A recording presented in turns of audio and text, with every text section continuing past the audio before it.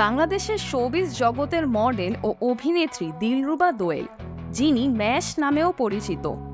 দোয়েল N Rashed চৌধুরীর চন্দ্রাবতী কথা, নুরুল আলম আতিকের লাল মোরগের ঝুঁটি, বন্ধন বিশ্বাসের লাল শাড়ি এবং আহমেদ হুমায়ুনের পটু চলচ্চিত্রে তার অভিনয়ের চমৎকার ঝলক দেখিয়ে দর্শক মনে জায়গা করে নিয়েছেন।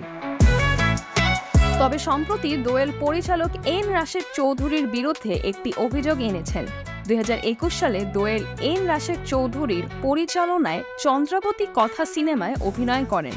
তবে বর্তমানে দোয়েল অভিযোগ করেছেন যে সিনেমাটির জন্য তার যে প্রাপ্য পারিশ্রমিক তা এখনও তাকে দেওয়া হয়নি। দোয়েল বলেন, সরকারি অনুদানের চন্দ্রাবতী কথা সিনেমায় অভিনয় করার পর থেকে আমি আমার পারিশ্রমিকের জন্য অপেক্ষা করছি।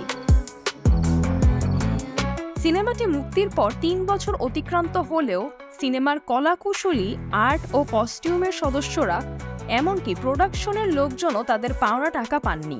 তিনি এ নিয়ে ক্ষোভ প্রকাশ করেন যে পরিচালকের ক্ষেত্রে এই সমস্যা নেই, বরং তিনি আবারও নতুন সিনেমার জন্য অনুদান পেয়েছেন।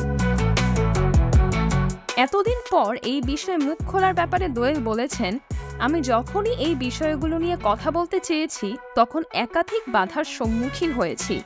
অভিনয় শিল্পী সংঘের সদস্য না হওয়ায় আমি কোনো সাহায্য পাইনি। শিল্পী সমিতির কার্যক্রম নিয়ে আমি হতাশ। তারা অনেক সময় শিল্পীদের ব্যক্তিগত সমস্যাগুলোকে তেমন গুরুত্ব দেয় না। এছাড়াও দোয়েল দেশের সরকারি টেলিভিশনের বিরুদ্ধে অভিযোগ করে জানান, তিনি 6 বার আবেদন করার পরও তালিকাভুক্ত শিল্পী হতে পারেননি। তিনি বলেন, একবার তারা আমাকে 3rd গ্রেডের শিল্পী হিসেবে তালিকাভুক্ত করতে চেয়েছিল। আমি বলেছিলাম, কেন? আমার প্রতিভার কোনো মূল্য নেই? সিজরাতুল আভা, ডেইলি আওয়ার, বাংলাদেশ।